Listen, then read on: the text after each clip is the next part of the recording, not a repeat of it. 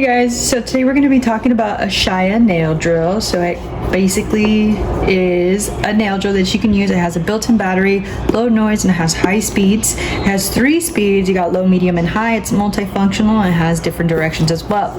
So on the side of the box it comes with some warm tips to tell you how to do everything. It tells you to stay away from kids and everything. It tells you a little bit more information about the nail. So when we open the box, what it comes with is basically comes with the nail drill here. It comes with the stand. Also the stand comes with little holes here, which they also provide little different types of drills that you can use on your nails depending on what you want to do. Cuticle, filing down the nail, everything.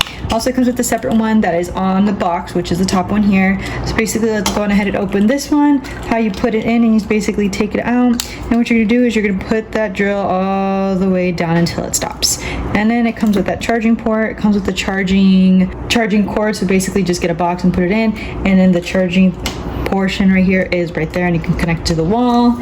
So let's go and see how it works. The way how you turn this on, so you basically hold this so that it's on low. You keep pressing that power button, medium, high, and it also comes with another button here, so it's going one way and it goes the other way if you can hear it.